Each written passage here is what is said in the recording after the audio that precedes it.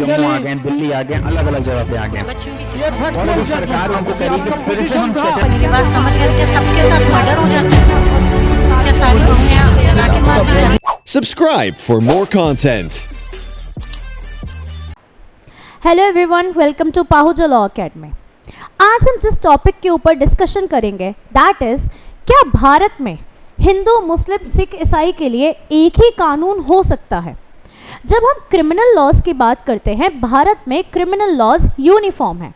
अगर कोई चोरी करेगा तो उसे बीएनएस में एक ही प्रकार की सज़ा मिलेगी, डकैती करेगा एक ही प्रकार की सज़ा मिलेगी, मर्डर करने पे भी एक ही प्रकार की सज़ा मिलेगी।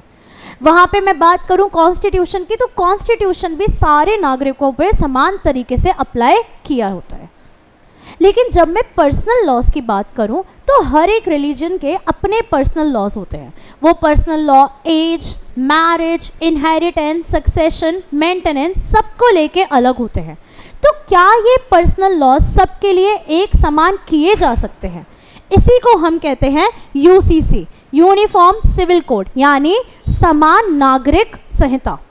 एक ऐसी संहिता जो सारे नागरिकों पे समान तरीके से अप्लाई करी जाए।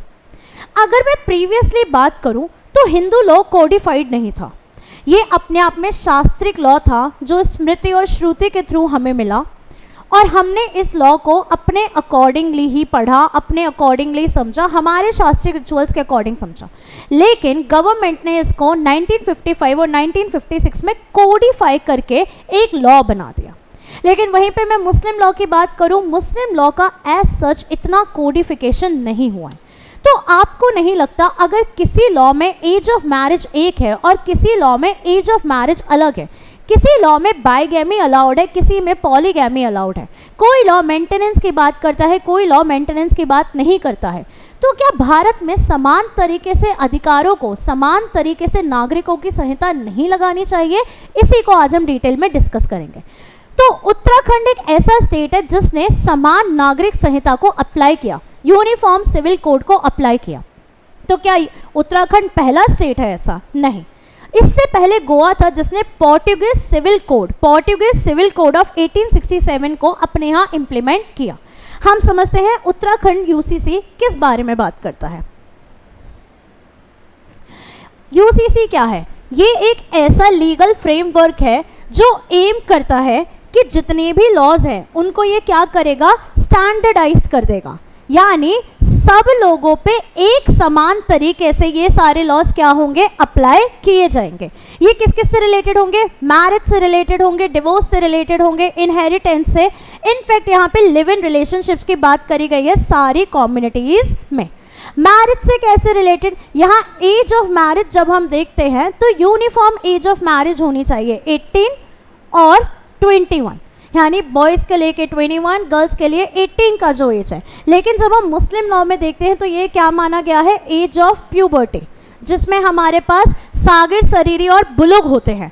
तो इसमें 7, 15 एंड 15 एंड अबव, 7 से 15 with the permission of guardian, 15 and above जिसको हम बुलुग कहते हैं, ये मैरिज अलाउड है।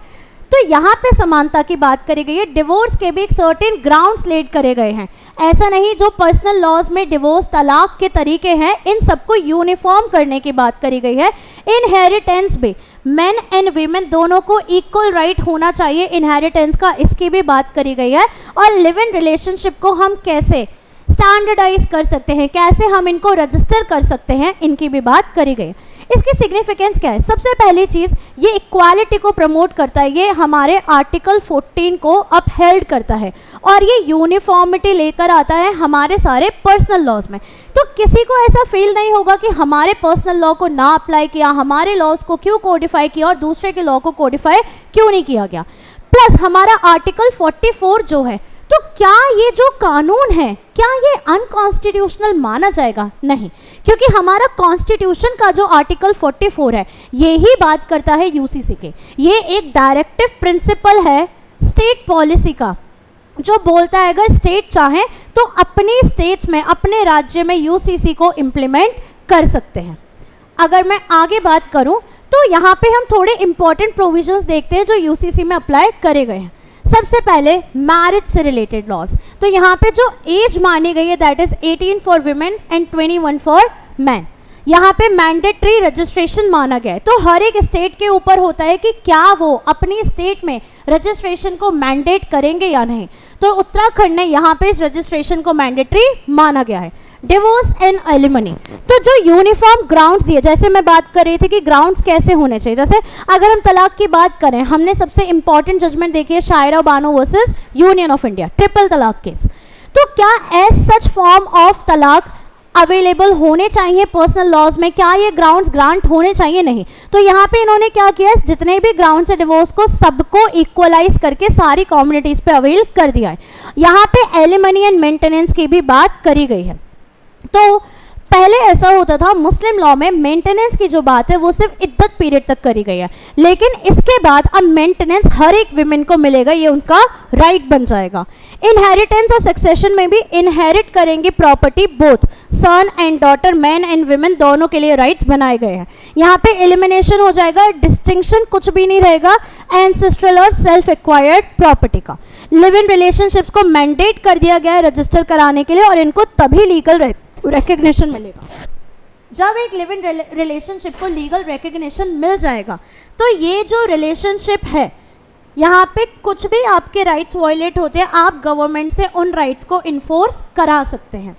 अगर मैं आगे जाऊँ, इसका जो इम्प्लीमेंटेशन का टाइमलाइन है, यहाँ पे बिल पास हुआ था 7 फेब को, 12 मार्च को इसको असेंट मिला और जैन 27, 2025 में ये अप्लाई हो चुका था, इम्प्लीमेंट हो चुका था।